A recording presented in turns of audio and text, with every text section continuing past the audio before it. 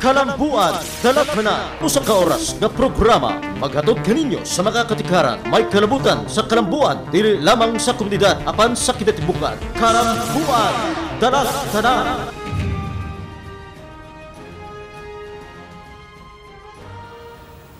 Davao ug sa kinatibukan Mindanao, maayong adlaw inyong lagad Saldi Chato.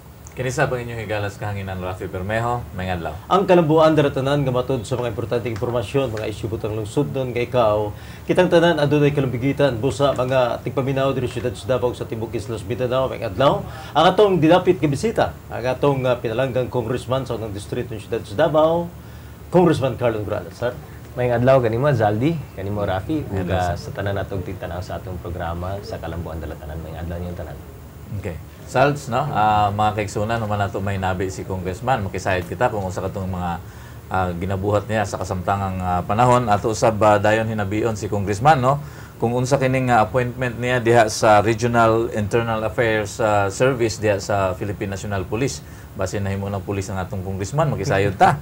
Unya, makisayod pud ta kang congressman, no? Kung unsa katong mga ginabuhat nila karon diha sa Balay Balauranan sa House o sa Congress. Unya, siyempre, dili na to kalimtan mga kaigsunan ng inyong mga pangutana gikan sa tagsa-tagsa ninyo ka mga barangay. Wala day atanan. Happy birthday day, Congressman Carlo Nograles. Salamat. Salamat kayo. Pila na ba yung pagidaro ni Congressman Carlo Nograles nitong milabay pizza 3 ning bulan sa September, Congressman? Pwede bang secret na lang nito? 38. 38. 38. Apit na. Apit na mag-40. Kining sa imong pagsaulog, giyon sa pagsaulog ni Congressman Carlo Nograles ang ihang adlaw na tama te. Well, siyempre, kauban ang akong pamilya ug akong mga suod nga higala. Unya lain pa selebrasyon kauban ang akong atong mga lideres sa Katilingban, mga community, mga barangay leaders nato. Ug kamo. So napatay laing selebrasyon para anak. Okay. Salds, no? Dili kalimod nga sa edad nga 38, no? Medyo taas-taas na gyud, no? Ang nakabot ni Congressman Carlo Nograles diya sa iyahang pamilya, sa iyahang personal o sa iyahang karera diya sa kinabuhi. Kaniadtong bata ka pa, Congressman, imo bang gyud nahuna kining nga makabot nimo kining mga nakabot nimo karong higayon na? Actually, sa tinuod lang Raf, tung bata pa ta, ang pinaka-ambisyon nako ato was magpari ko. Wow. Pero tungod kay nahibaw-an nako na bawal mag-asawa ang pari ug magpamilya ang pari. So wala na lang ko ato. So iingon ako na sige, di na ako magpari, magdoktor na lang ko. Kay para makatabang sa mga masakiton. Unya dito wala po na ako padayon tong kwan pagka-doktor kay wala gyud nawala sa kuan pagkatalawan nako sa injection. So dito sa pagkabata nako wala gyud ko maghuna-huna og mosulod og politika gani sa pagka-college nako up to sa pagka-law school nako wala gyud ta maghuna-huna na dahom nga mosulod ta diri. Diha lang ko tong naabogado nako nya chief of staff na ta dire. Diha lang ta. Pero even during that time, dili pa kayo sure, no? Depende sa pagdawat sa katawhan. Pero pasalamat lang yapon ko na natagaan tag higayon na makaserbisyo kita sa atong katawhan. Okay. Mangutana sab ko, Congressman, kung unsa katong pinaka-memorable sa imong kinabuhi nitong milabayng tuig? For the past year, well, sa last birthday nako last year, wala ko naka-celebrate tungod kay duol kaayo sa barangay election ninyo. nang lisod kaayo na mag-celebrate ta, no? Kay murag dili husto ang timing kay paingon ta sa barangay election.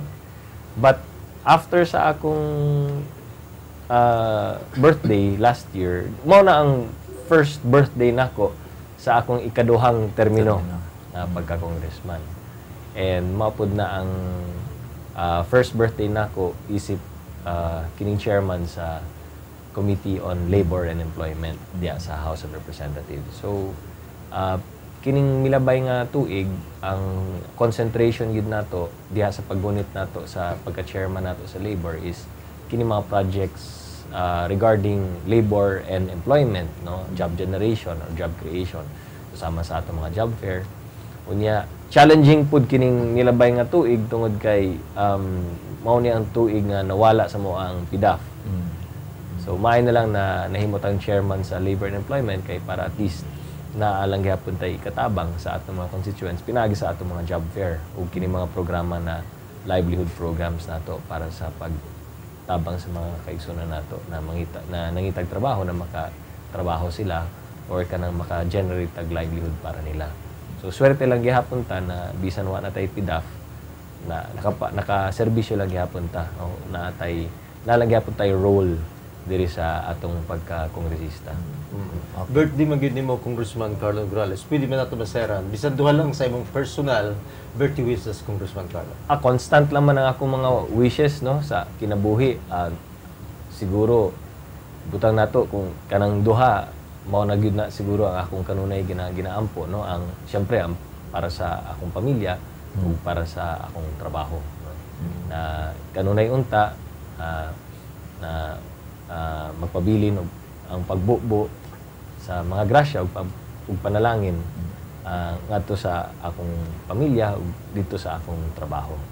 So that's basically ang akong kuan na maproteksyonan ang akong pamilya unya ang akong trabaho tagaan pud og guidance and blessings ni Lord. Unsa pud ang duha sa imong mapangandoy diha sa imong public life Congressman Carlo? Sa pagserbisyo, syempre ang kanunin akong ginaampo is na dili ta maglisod sa pagpangalagad o pagserbisyo nato diya sa atong mga katawhan sa mga constituents nato labi na diri sa 1st District sa Davao City. Ug syempre pa karong panahon na wala na tay PDAF na hinaot pa unta makapadayon lang gyapon ta sa atong pagbupo ug paghatag nato mga serbisyo, mga programa ug mga proyekto na natay katabang sa atong mga katawhan ilabi na katong mga nanginihan lang. And of course, political peace usap pud na sa atong ginaampo. Okay. Malahi ta, Congressman, no? Medyo ato lang lahion gamay ang tenor, no? Doon na mo nakasaksi, no? Sa wa pa imong birthday, nakita kanila nga imong giabi-abi si Senator Bongbong Marcos, no? Dit sa iyang pagbisita dinhi sa Dakbayan sa Davao. Ang utan lang mga tao ba kung doon na ba day something special nga ginapangandaman si Carlo ug si Senator Bongbong Marcos? Actually, siguro ang tanan nakahibalo naman na si Senator Bongbong Marcos is a senator of the Republic of the Philippines. Ug gawas ni ana diha sa Senate, siya pud ang chairman sa Committee on Local Government. No? Okay. So, appeal diha sa iyang trabahong pagka-senator ug chairman sa local government ang pakipag-dialogue. Dialogo sa atong mga local government officials. And timing lang sab nga niani siya diri sa Region 11 aron makipag-dialogo sa lain-lain mga local officials nato. So sa akong naibaw na niadto siya dito sa Mati, sa Davao Oriental, niadto pud siya nagbisita sa Davao del Sur, nagbisita pud siya sa Davao del Norte, ug syempre kay Region 11 lagi appeal pud ang Davao City.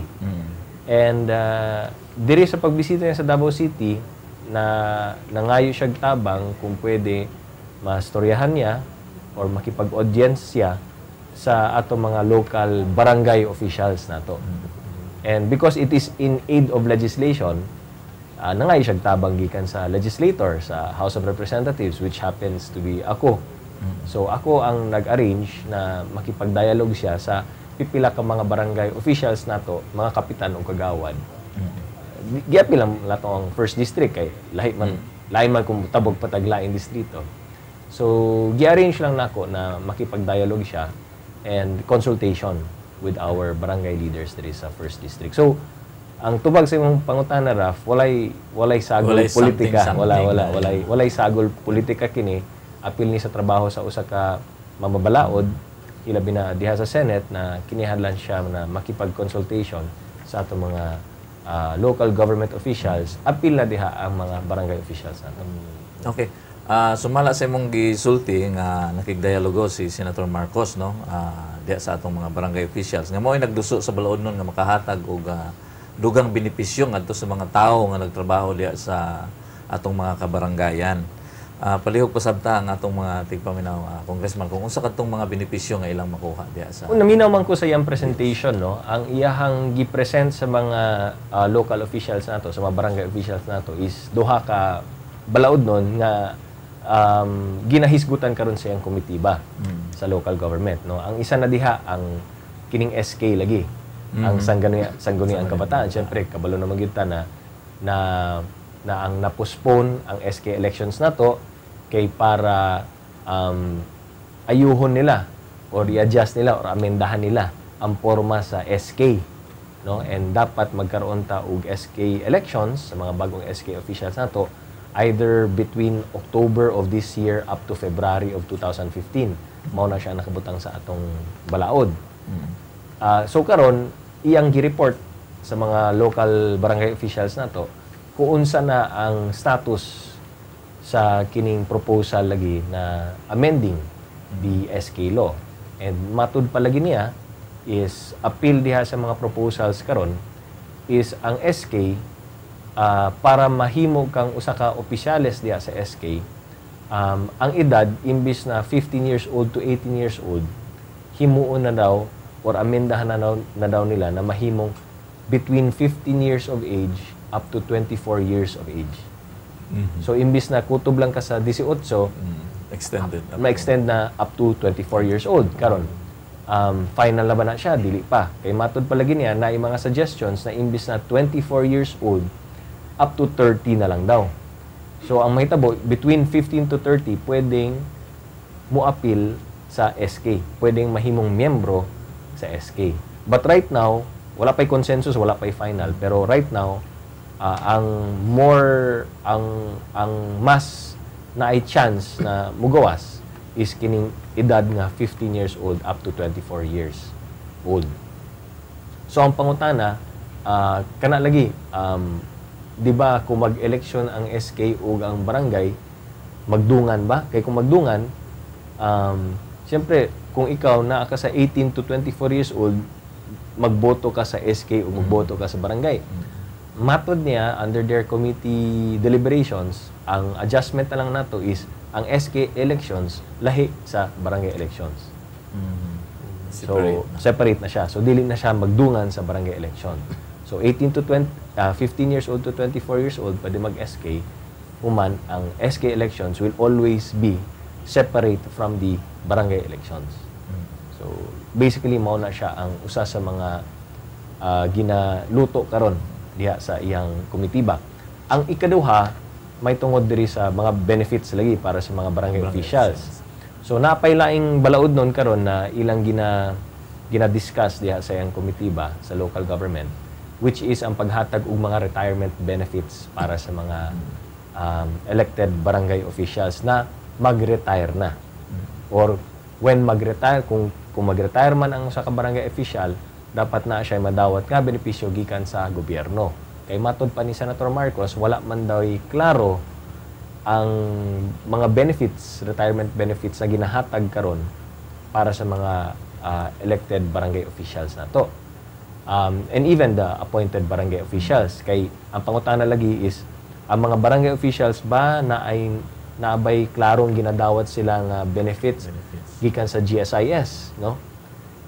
Ang tubag dili pa daw kay klaro kana, no? Ikaw barangay official man ka, di ba? So dili pa daw dili pa klaro kung automatically ba ang usa ka barangay official appeal ba sa GSIS.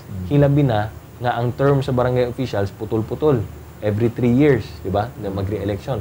So ang proposal ni Senator Marcos is mag-set aside og usa ka retirement fund para sa mga barangay officials nato. And under sa iyang proposal, ang tanang mga barangay officials, pag-retire nila, dapat makadawat og retirement benefits. Kung barangay kapitan, pag-retire nimo as kapitan sa barangay, dapat ang madawat ni mga retirement benefits is magkantidad og 100,000 pesos. Kung barangay kagawad na mag-retire, ang benepisyo niya, retirement benefits, dapat magkantidad og 80,000 pesos. kung barangay secretary, barangay treasurer, barangay tanod, barangay health worker, barangay daycare center, teacher, ug lupon tagapamayapa, kung mag-retire, dapat na sila'y madawat ng 50,000 pesos worth of retirement benefits. Pero, provided na pag-retire sa kining mga opisyales, dapat nakahatag sila og at least 9 years of service diya sa barangay. And of course, the retirement benefit will be given kung nag-retire siya at least 60 years old siya. And then, under siyang proposal, kung ang opisyales namatay while in the line of duty, while executing his duty as a barangay official, whether nakaabot ba siya sa 9 years or not, basta namatay ka in the line of duty, automatic ka na mga benepisyo ihatag dayon dito sa iyang pamilya. So kini ang mga proposals na ginaluto karon diha sa Committee on Local Government sa Senado, unya mao na siya ang gi-report ni Senator Marcos sa ato mga barangay officials. And of course, diha sa pag-report niya ani nalipay kaayo itong mga opisyalis nato sa barangay. Kay lagi mao na ang kanunay na reklamo gikan sa mga barangay officials nato. And of course, si Senator Marcos nangayo siya og co-sponsor or ang maka-sponsor pod ani dito sa House of Representatives.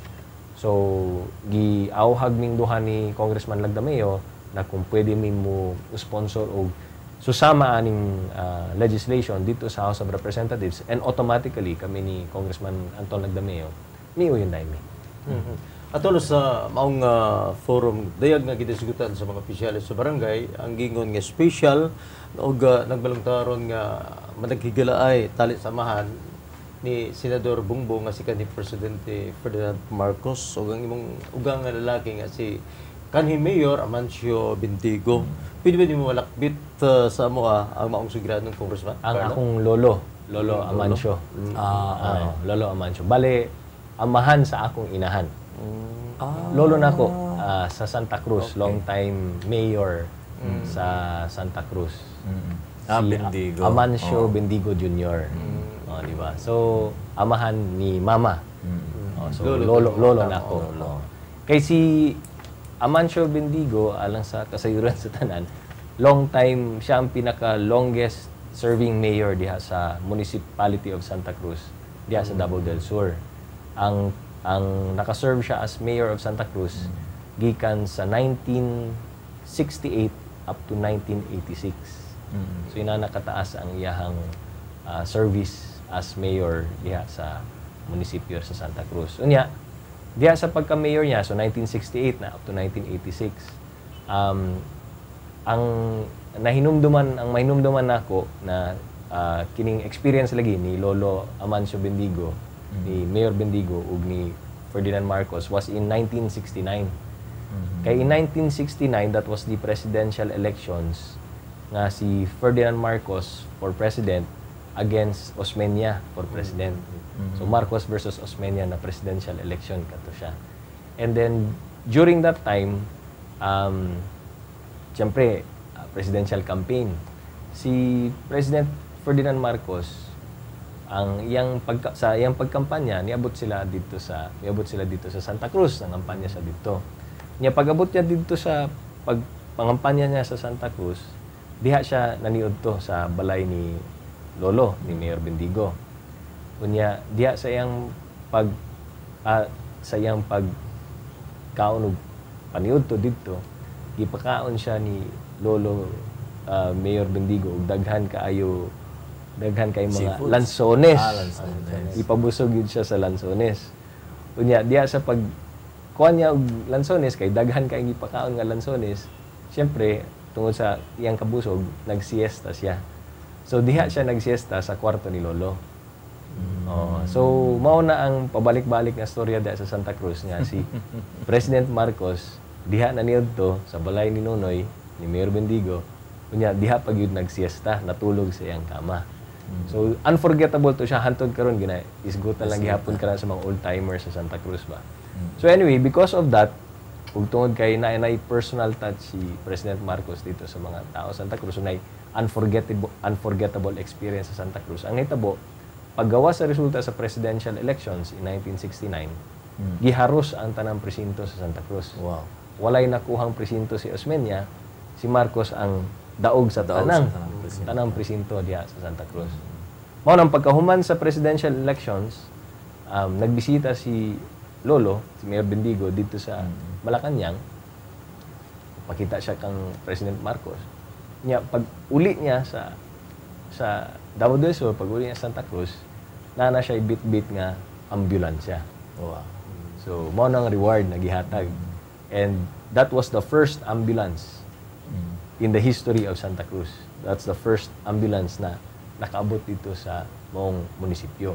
And the reason why nangayo, of all things, nangayo si Lolo og ambulansya is because sa iyang experience sa pagka-mayor, kung na ay ma-hospital, ang iyang auto may ginagamit. So, tungod ni Ana, ang pinaka-first, pinaka-primero niyang ipangayo kang President Marcos was an ambulance. So, very timing na pag uli niya sa Santa Cruz, na siya bit-bit nga ambulansya, gikan kang President Marcos, which was the first ever ambulance nga nadawat sa munisipyo sa Santa Cruz, Davao del Sur.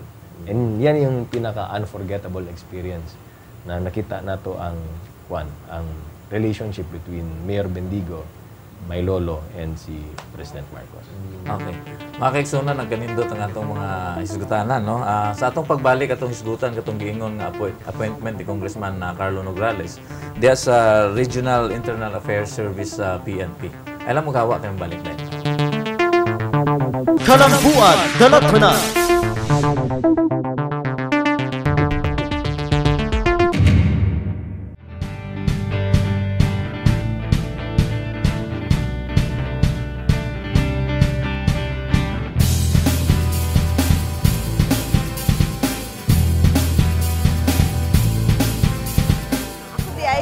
Melody Raffles, 38 years old, nga nagpuyo sa Barangay Angalan, Tumbok, District Davao City. Niyan ko diri mga 8 o'clock sa buntag para sa jobs fair ni Congressman Nograles. Nang-apply ko para makatabang ko sa akong pamilya o ma-achieve na ko ang akong kinahanglanon sa matag adlaw. Daghang salamat sa jobs fair nga gidala ni Congressman Carlo Nograles. Tungod ni Ana, nakatrabaho ko sa Adana Manpower Services, isip usa ka sales clerk sa Taiwan. Ako si Melody Raffles, ug karon naa na ko'y Kay.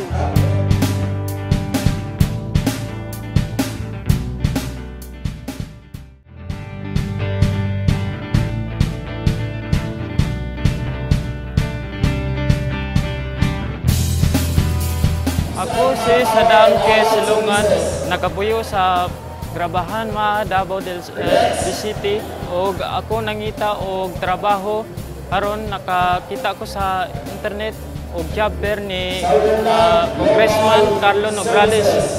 Karon ni anhi ko para ma-support nako sa akong pamilya. So karon naa na ko dire napa-interview og daghang salamat sa job fair na gidala ni Congressman Carlo Nograles ug karon nakatrabaho nako sa Anas Breeders Farm Incorporated isip usa ka flaxman. Ako si Sadam K. Silungan ug naa na ko'y K.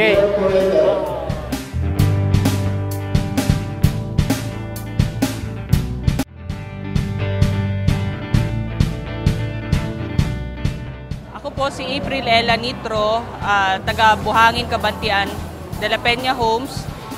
Nandito ako ngayon para mag-apply ng trabaho. Sa awa naman ng Diyos, natanggap ako bilang Operations Manager sa RYJ International Distributor Company. Nag-apply ako ng trabaho dito sa jobs fair ni Carlo Nograles para makahanap ng regular na job. Kasi previously, nag-work ako, actually hindi work, business, networking business ang pinagkakaabalahan ko dati. Nagpapasalamat ako sa jobs fair ni Carlo Nograles at natanggap ako bilang operations manager sa RYJ International Distributor Company. Ako si April Ella Nitro, ngayon meron akong K.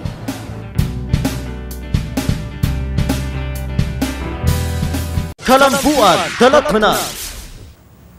Padayon ta diri sa ato katulumanon ang Kalambuan Dalatmanan. Adunay mga importanteng lakaw di ang atong kauban si Rafi Bermejo tungod isab sa kakulian gidi kirkian.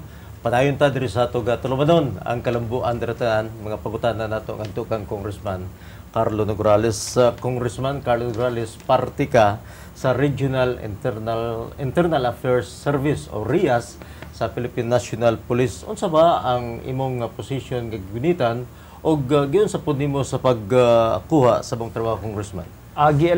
Gi-elect ko nila isip chairperson sa kanang ginatawag na Regional Advisory Council sa RIAS or ang Internal Affairs Service diya sa PNP Region 11. So through election, gipili ta nila nga mahimong chairperson sa maong Regional Advisory Council. Ang vice chairman nako diri gi-elect po nila si retired Judge Jesus Kitain. Unya ang mga membro namo is naiduhagi kan sa media, usa ka pastor, usa ka gikan sa akadim, ug naay duha ka negosyante. Unya ako ug si retired Judge Kitain mga tingali tungod kay mga abogado. And then during diha sa first meeting namo sa Regional Advisory Council, gi-elect ko nila isip chairperson niya si Judge Kitain as vice chairperson. Bali ang trabaho namo diri kining council sa pangalan pa lang daan, advisory lamang kami. Dili mi ang administrator sa RIAS, dili mi apil sa trabaho sa RIAS. Ang amo lang trabaho is ang paghatag og advice na tungod kay dili mi mga pulis, diha mi sa gawas, sa ato pa mga naami sa private sector or naami sa gawas sa mga rangko sa mga pulis, tungod kay external mi makahatag mig advisory o makahatag mig advice para nila diha sa pag-implement nila ng transformational program sa PNP o kining governance system na gina-implement nila sa PNP. So, sa laktod na pagkasulti, gusto nila i-appeal ang mga external advisors diha sa pag-improve nila sa operations o sa trabaho ng Regional Internal Affairs Service. So, ang tanang mga regions, Region 1, Region 2, Region 3, Region 11, Region 12, ang tanang mga region na ay mga sarili na silang Regional Advisory Council. And then, among the chairpersons ng Regional Advisory Council, mahimong membros diha sa National Advisory Council diha sa Kauluhang Maynila. So, yun na ang sistema. Murag advisory lang ang among trabaho. Alang sa kasayuran sa tanan, Congressman Carlo Nograles, unsa ba ang taas o gibuhaton aning gingong Regional Affairs Internal Affairs Service sa PNP? Ang RIAS, ang Regional Internal Affairs Service, kung tan-awon nato ilang charter or ang katong balaod na nag-create sa RIAS, ang trabaho sa RIAS is number 1, kanang pag-investigate o pag-audit sa PNP personnel o mga PNP units, no.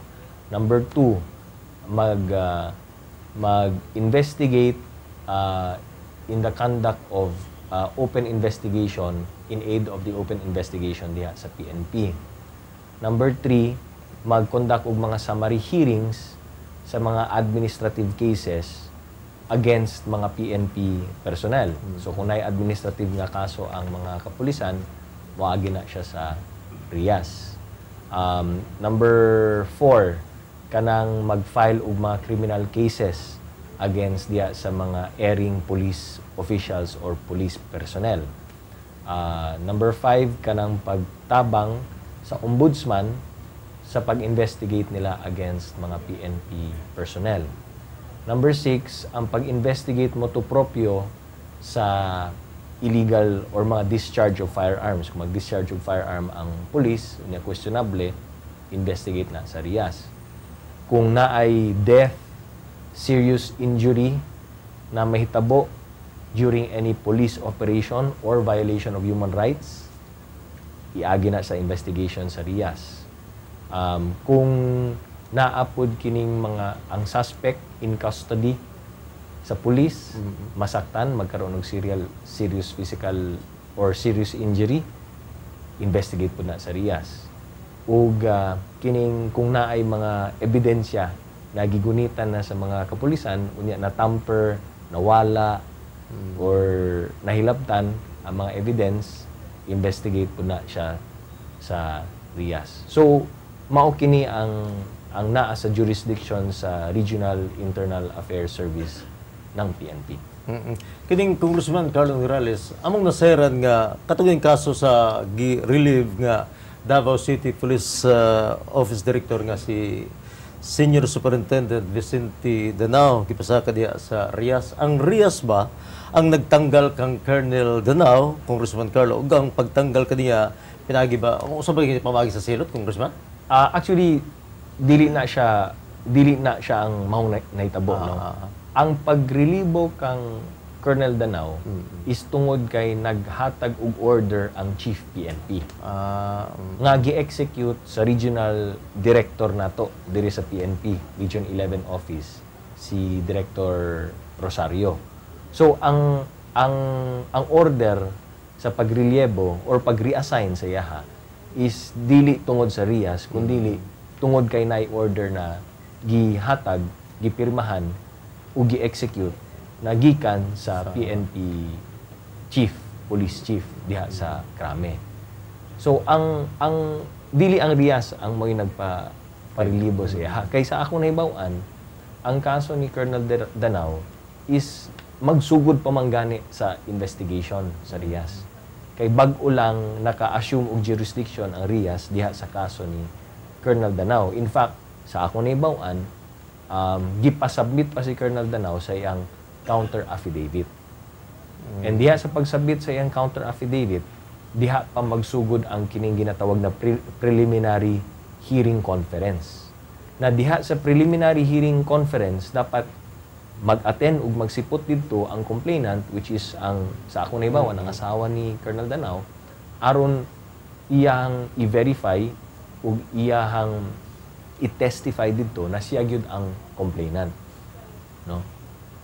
Kay na siya gyud mismo ang nagpasaka sa reklamo. And by the way, ang kining nahitabo nga reklamo is base sa nahitabo during sa 2002. Wala pa ta kabalo kung tungod ba ni mao ba ni ang unod sa video na nakita nato diha sa internet, no? So lain pa ba ni or mao na siya, wala ta kabalo ana. But the fact is hindi pa talaga nagsugod ang kining investigation regarding ni ana. So katong ginasulti nila na ang RIAS ang may nagpa-pakuan kang nagpa-relibo kay Colonel Danao, dili na siya mao, no? In fact, karon pa magsugod ang kanang ginaingon na investigation diya sa RIAS. Isip usa ka veteranong magbabalaod, Congressman Carlo Nograles, kontento ka ba sa nahimong performance sa PNP?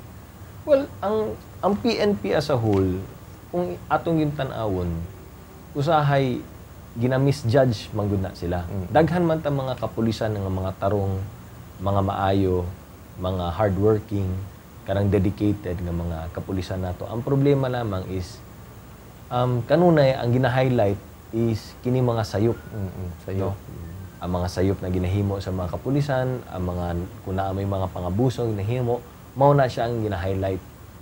No? So dili kayo makita sa publiko ang mga maayong ginabuhat sa ato mga kapulisan, which is why naa sila gina-implement karon na transformational program sa PNP aron mausab ang atong paghuna-huna kung mga PNP mga personnel, mga pulis ng atong ang pagtan-aw, pagtrato nato sa atong mga kapulisan. Ang problema sad is ang atong mga kapulisan daghan kay na sila makulang, no? Like kulang mga gamit, kulang ang mga PNP personnel nato, kulang ang mga kapulisan nato sa tanang sulok dinhi sa atong nasod, kulang gyud kaayo ang training sa mga pulis, kulang sad ang mga gamit, ang mga stations nato, ang mga police station, ang mga sakyanan nila. So daghan kaayo ang dapat pang mahatag nga suporta gikan sa gobyerno paingon diha sa ato mga PNP. Pero bisan pa man naa lang gihapon daghan mga kapulisan nato nga dedicated yun, mga honest. So I think kami sa legislation, kami sa Kongreso, importante gayud na tabangan nato sila, no? Importante gayud na muhatag mi sa among full support sa ilaha kung sa may mga panginihanglan gikan sa ato mga kapulisan, ato gid kanang ihatag kay para mag-unsa man pud, di ba? Appeal man na sila sa gobyerno, no? Appeal man gid na sila sa public service. So importante kaayo na makitan pud nila na ato na silang ginasuportahan. Mao kana ang atong hinahinay, no, ato ning ginabuhat. Maingon ba nimo Congressman Carlo Grales nga sa imong paglambigit diha sa Rias mas madugangan pa gani ang imong kahibalo sa pagpunting sa mga problema sa PNP nga maoy makatabang kanimo nga mapangitaan kini og solusyon gani diha sa Kongreso? Well, bago lang ta na appoint, no, bago lang ta na elect isip chairman diha sa Regional Advisory Council, September 2 lang September 2, kita na elect diha sa maong katungdanan. Pero bisan pa man, naa na tay mga nakita nga mga balaod nun na pwede natong i-file diha sa Kongreso aron masuportahan ug mas mapalig-on pa nato ang RIAS. Usa na diha ang paghatag sa contempt powers diha sa Internal Affairs Service nato. Kay ang problema sa RIAS, kanunay nilang problema is magsugod na investigation, no? And then diha sa pagsugod sa investigation, ang nagreklamo, ang complainant or ang witnesses sa complainant dili mo sipot. So unsay may tabo, ma-dismiss ang kaso. So nangayo ang RIAS ug kining ginatawag na contempt powers.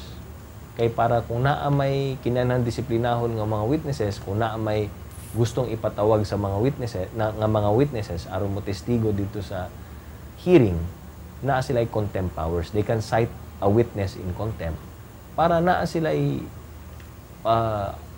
pamaagi na to ensure the attendance of the witness diya sa mga hearing nila. So usa ka na, no, ang contempt powers na dapat ihatag sa Internal Affairs Service. Ang ikaduha nga proposal is kinilaging dapat dili basta-bastang mausab ang desisyon sa RIAS. Kay ang experience magud diha sa Internal Affairs is investigate na sila. Pag man investigate, full-blown summary hearing, investigate na nila, na paminawan na nila ang defense, paminawan nila ang reklamo sa complainant, and then pag na sila decision. Unya, diha sa ilang decision, sa ilang recommendation, ipasakan nila dito sa sa regional director, diha sa PNP, pero kung unsa tong ilang recommendation, usabon. Or dili maho, i-reverse ang ilang recommendation. Kung ang recommendation nila is filean og administrative case or filean og criminal case, pwedeng ma-reverse. So, ang proposal nila is dapat, para dili masayang tong proseso sa pag-investigate, dapat dili basta-bastang mausab ang ilang findings and recommendations. So, dapat na ay some sort of appeal process, kumbaga, para dili lang nakadali nga ma-reverse ang ilang mga findings. So, usap pud na sa mga posible mga balaod nun na pwede natong ipapanday dito sa Kongreso aron mas mapalig-on pa nato ang gahom ug ang ginabuhat sa Regional Internal Affairs Service diya sa PNP. Silip po nato sa katong mga gidiskutan gani ninyo karon diha sa Kongreso, Congressman Carlo Grales. Sayod ang tanan nga busy kaayo ang Kongreso karon sa pagtuki lagi nining proposed budget for 2015. Ginakumbati nyo ang pundo unya sige pod og ang imong mga pagdungog sa mga balaod nun nga gisangat diha sa House Committee on Labor kundi ikaw ang chairman. Kining di ba di ay pwede Congressman Carlo Grales nga humanon lang usa ang pundo, Congressman, ug ipalabay lang usa ang mga committee hearings? Actually, mao na siya ang mahitabo karong mga umabot nga kining sa sunod na semana. Kay ang budget hearings diha sa Committee on Appropriations mahuman na. Karong seminaha. So ang procedure namo kung mahuman na siya sa Committee on Appropriations, pagbotohan na siya sa maong committee ba, unya i-report na sa committee ba dito sa floor sa plenary sa Kongreso. So, ug mahatod na siya dito sa plenary, sa floor, diha na magsugod ang kanang ginaingon na process for second reading. So, diha na magsugod ang interpellation and debate, diha na magsugod ang period of amendment, diha na namo isgutan karon sa floor, sa plenary, ang kanang ginaingon nga 2015 proposed budget. Now, pagsugod ni anang mga debate sa second reading, sa plenary floor ng Congress, ang tanang mga committee hearings namo undang na. So, next week, pagsugod na mo sa plenary debates ng 2015 budget, wala na mi committee hearing. So, kami, ako sa Committee on Labor, ang Committee on Ways and Means, ang Committee on Public Works, ang Committee on Housing, ang Committee on Transportation, ang tanang mga committee, tigil na ang mga committee hearings natin tungod kay diha na ta mag-concentrate sa budget hearings sa plenary. And mauna siya ang mahitabo sa dili karong semana kundi sa sunod pang semana. So karon diha na namo i-concentrate ang tanan-tanan sa atong pagdebate sa budget hearings nato for the 2015 budget. Isgutan din nato ang pipila ka mga interesting bills nga naglambigit gani sa Labor Committee, Congressman Carlo Corrales. Dunay balaod nun ang gingon nga House Bill 4691 nga nagsugyot nga maghatag og dugang tulo ka adlaw nga leave with pay alang ngadto mga gidikanan sa nagtrabaho. Pabor pasabta ang mga televiewers ato mga tipaminaw diri sa ato gatunumanon Congressman Carlo Corrales. O gi-file ni siya ni Congressman Evelio Leonardia sa Bacolod City. Nga ang gusto niyang mahitabo, nag-file siya og kining proposal lagi niya, gusto niya mahimong balaod kini nga dapat ang tanang mga ginikanan sa bata or tanang mga guardian sa bata nga nag-eskwela na ay matagaan sila og kining ginaingon na 3-day non-cumulative na parental leave para gani makasipot sila sa kanang ginatawag mga school activity or mga school meeting or mga school events sa mga anak nila, no? Kay para kana lagi ang tumutinguhan niya na kung naay mga activity sa eskwelahan ang bata, at least mandated na makapangayo og leave or maka-absent tong ginikanan kay para maka-attend siya dito. Ilabi na kung naay PTA meeting, naay parent-teacher assembly, diba? So, gusto niya na himuon ning balaod kay para naapoy katungod ang mga ginikanan na nagatrabaho na makapangayo og leave, no? Or mga absensya dito sa yang trabaho. Tungod kay importante man daw pod nga makasipot ang mga ginikanan dito sa mga PTA meeting o diha sa eskwelahan, na mga special event diha sa eskwelahan para sa pagsuporta sa mga bata. Hinuon husto man sad, no, ang iyang tumong. Pero kana lagi medyo ang ubang mga employers medyo I think medyo na ay dili kay sila suportado diri. Anyway, ang gustong mahitabo ni Congressman Leonardia is kana lagi na 3-day leave per year, no, sa matag tuig. And then ang maka-avail lang ani is katong nakatrabaho na og more than 1 year sa kumpanya ana. And then per year 3 days lang ang pwede niyang pangayo. Ano niya, before siya mag-leave sa kumpanya para mag-attend, kinihan maghatag siya notice siyang boss sa iyang employer at least 1 day before the school event.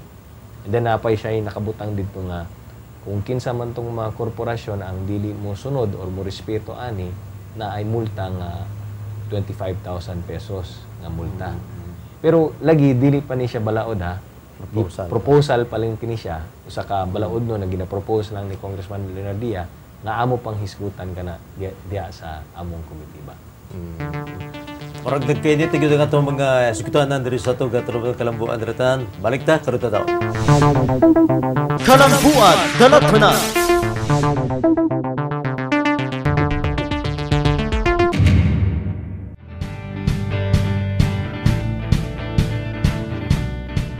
Ako po si April Ella Nitro, taga Buhangin, Kabantian, De La Peña Homes. Nandito ako ngayon para mag-apply ng trabaho. Sa awa naman ng Diyos, natanggap ako bilang Operations Manager sa RYJ International Distributor Company. Nag-apply ako ng trabaho dito sa jobs fair ni Carlo Nograles para makahanap ng regular na job. Kasi previously, nag-work ako, actually hindi work, business, networking business ang pinagkakaabalahan ko dati. Nagpapasalamat ako sa jobs fair ni Carlo Nograles at natanggap ako bilang Operations Manager sa RYJ International Distributor Company. Ako si April Ella Nitro. Ngayon, meron na akong K.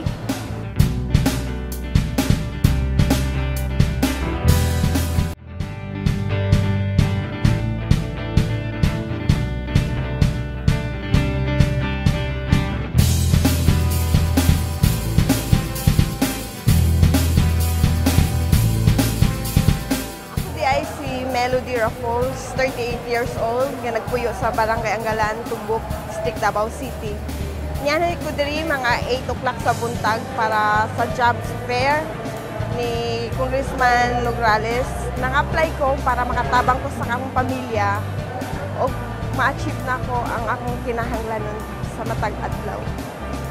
Daghang salamat sa jobs fair nga gidala ni Congressman Carlo Nograles. Tungod ni ana nakatrabaho ko sa Adana Manpower Services, isip usa ka sales clerk sa Taiwan. Ako si Melody Raffles ug karon naa na ko'y K.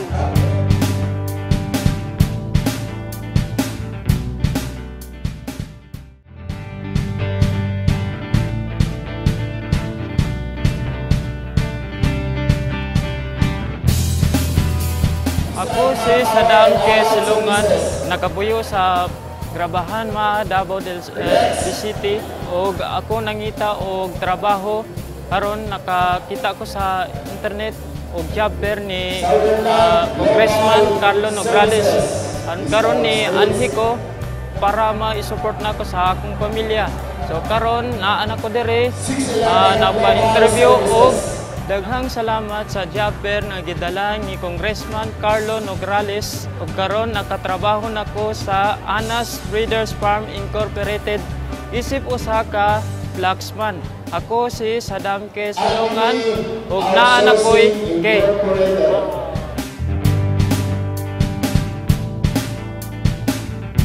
Kalambuan, Dalatmanan. Balik na diri sa ato gatunumanon ang kalambuan daratanan og ato mga pangutana day Congressman Carlo Nograles. Ang gikagulan magud sa mga employers kining daghan kuno kaayo ang mga gingon nga mandated leave alang sa mga empleyado unya wa pay labot dinhi ang mga daghang holidays nga naa sa atong kalendaryo.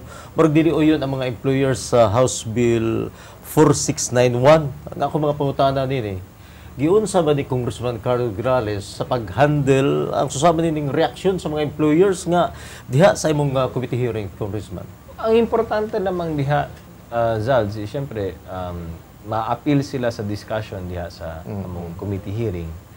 Mapaminawa namon sila, mapakinggan nato ang ilang mga points, ang ilang mga argumento, ug masulod diha sa records ug sa transcript sa among mga debates diha sa committee ba. So matagaan na sila chance na ma-voice out, ma-air out ilang mga mulo. And then syempre pakinggan namin and then tagaan namo sila chance na makasabit og position paper bisan in opposition dito sa maong balaudnon. And then nastoryahan namo ang author, kung kinsa man nag-file sa maong balaudnon na basin pwede siya mo adjust or inani. In other words, sa lakto na pagkasulti, ginapangitaan namo na siya consensus. Kung madala sa consensus. Mangita tag middle ground, mangita tag win-win solution, mao na ang among ginabuhat. Pero kung di gyud madala, pagbotohan namo. Kung diha sa among pagboto, kung kinsa ang asang majority, mao na siya ang manaog.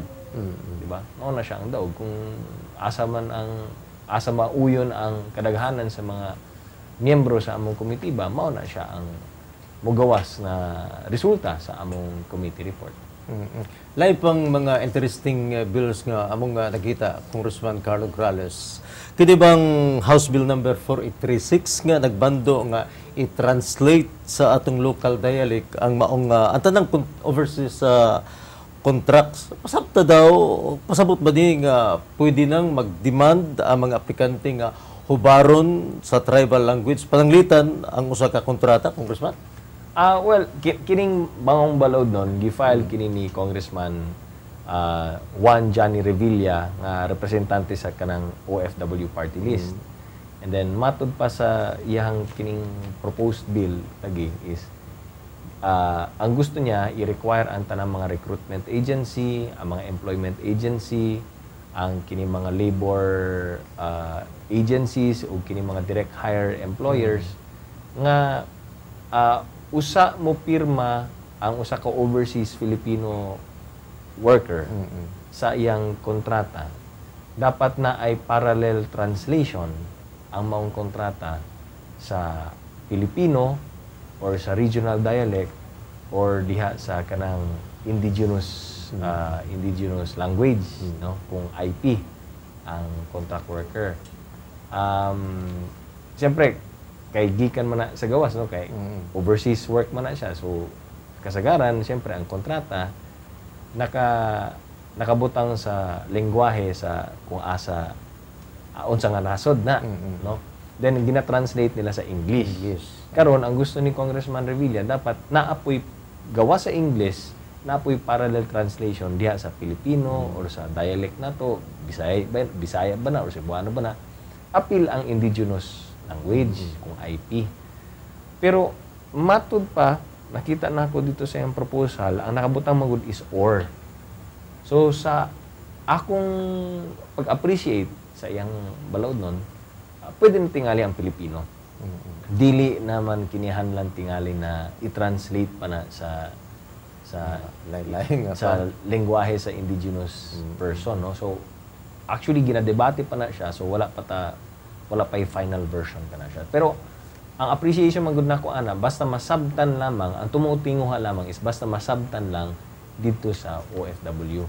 Before siya mulakaw, before siya mo pirma sa iyang kontrata, dapat nasabtan niya kung unsay unod niya ng maong kontrata. And siyempre, kita, mga Pilipino man tang tanan, whether bisan asa man ta na region, dapat kitang tanan makasabot ta sa lingwaheng Pilipino.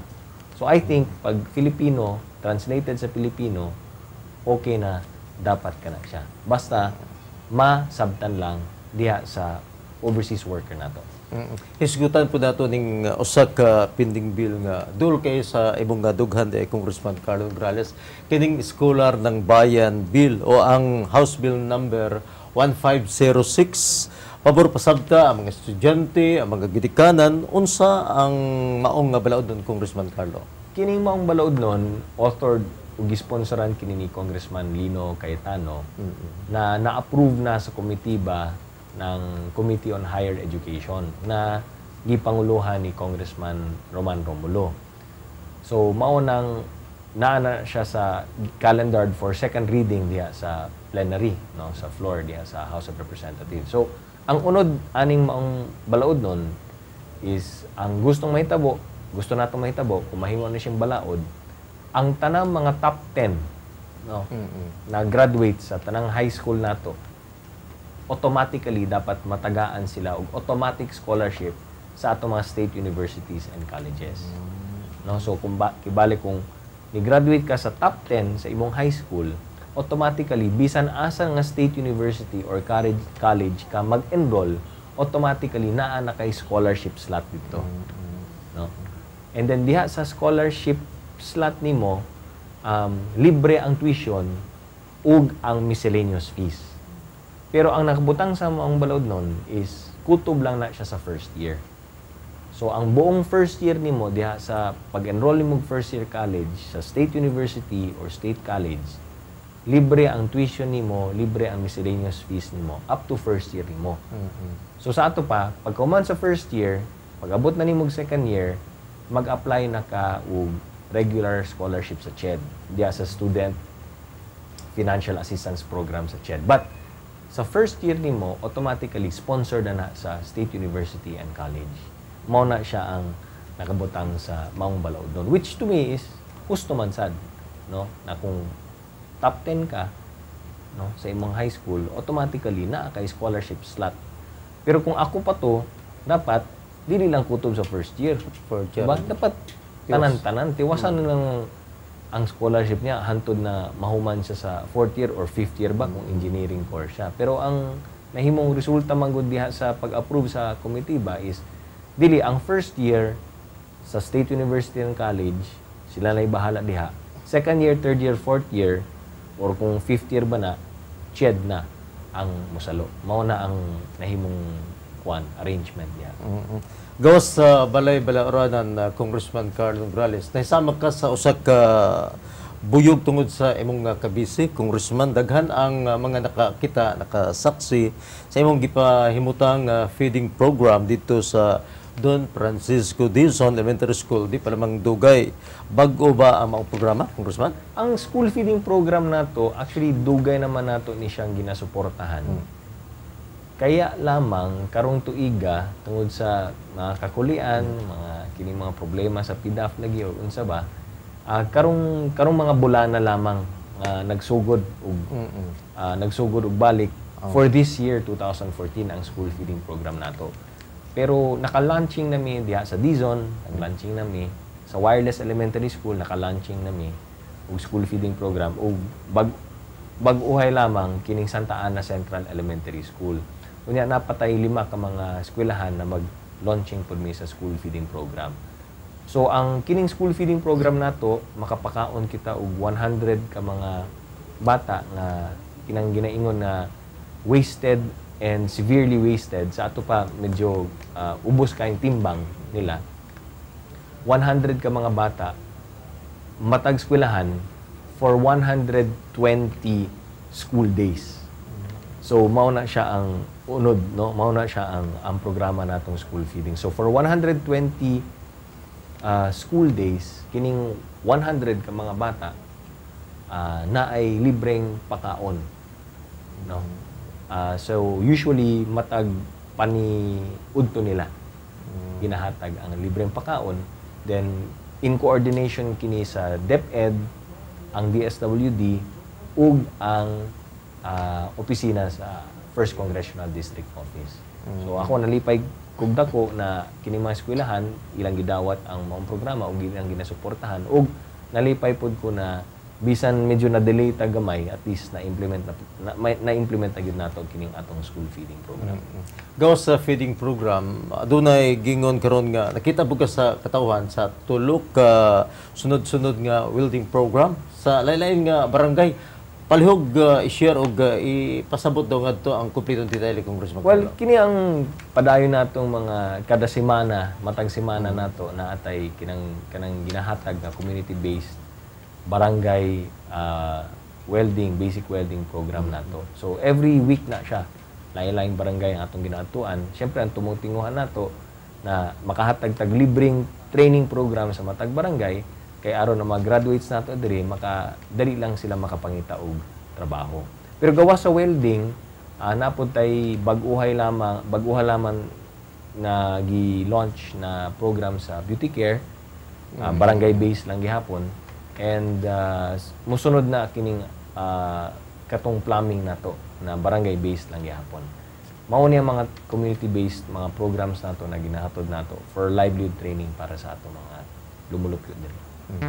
Parang di kita ito kapugan, Congressman Carlo Nograles, doon na kapay mga ikapuno, mga minsay para sa itong katawan, Congressman. Yes, unas tanan, dagang kay salamat Zaldi, ug si Rafi, bisan wala diri, salamat pud kaayo. And I hope na katong iyang, wala ito nilang iampon itong iyang gilakaw, no? And of course, sa tanang nag-greet sa tua, sa atong pagsaulog sa atong birthday, salamat kaayo. Ug siyempre pa sa akong pamilya na naghatag og surprise birthday pod sa ako. Salamat pud kaayo sa akong asawa, si Marga, nga mo'y nagplano, ug sa akong mga anak na naapoy naghatag og surprise kanako, Mateo, Massimo, ug Nika. Ug sa tanang mga nag-greet sa ako sa Facebook, sa pag-text ninyo, sa pagtawag ninyo, ug sa inyong ampo sad no sa suporta na inyong kanunay ginahatag sa tuwa. Daghang kaayong salamat. And of course, siguro ang ako lang kahatag sa akong birthday para kaninyo ang padayon natong pag-alagad o pagserbisyo kaninyo. And I hope na padayon lang gihapon ang pagsuporta pod ninyo sa tanan natong mga programa o mga proyekto alang sa kalambuan ining atong distrito. So daghang kaayong salamat ug maayong adlaw sa inyong tanan. Okay, ang ato sab siyempre pasalamatan ato ang VJ Salonga of Decoratives by Joanna and Herx Pelosit. Onya ganto kang kata galidito sa atog makeup, ang atong makeup artist. So ganto sab siyempre kang Ching Amor ang atong direktor og otro nako happy birthday ay no. 38 happy birthday ka Congressman Carlo Nograles. Murag di na kita ito kapugan, kauban si Rafi Bermijo, inyong alagad, Saldi Chato, may gadla. Kalambuan, Dalatana.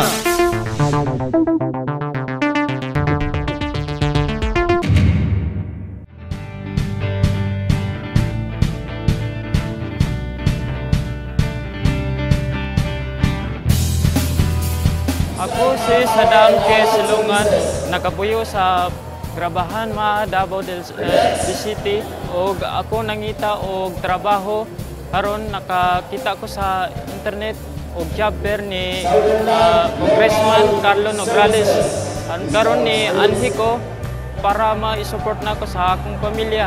So karon naa na ko dire napa-interview og daghang salamat sa job fair nga gidala ni Congressman Carlo Nograles ug karon nakatrabaho nako sa Anas Breeders Farm Incorporated isip usa ka flaxman. Ako si Sadam K. Silungan ug naa na ko'y K.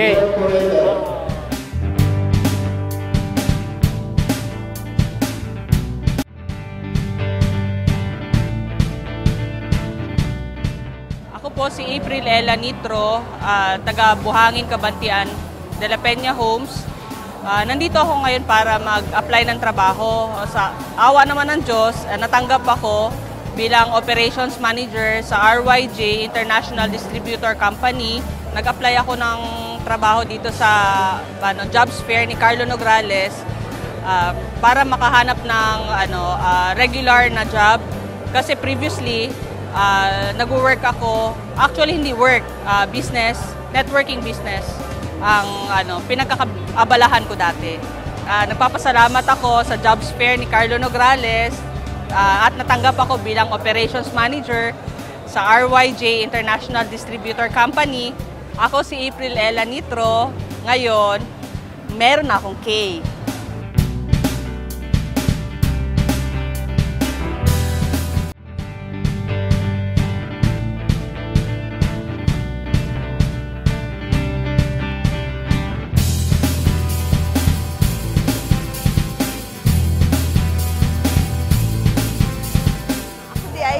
Melody Raffles, 38 years old, nga nagpuyo sa Barangay Angalan, Tumbok, District Davao City. Niyanay ko diri mga 8 o'clock sa buntag para sa jobs fair ni Congressman Nograles. Nang-apply ko para makatabang ko sa akong pamilya o ma-achieve na ko ang akong kinahanglanon sa matag adlaw. Daghang salamat sa jobs fair nga gidala ni Congressman Carlo Nograles. Tungod ni ana nakatrabaho ko sa Adana Manpower Services, isip usa ka sales clerk sa Taiwan. Ako si Melody Raffles ug karon naa na ko'y K.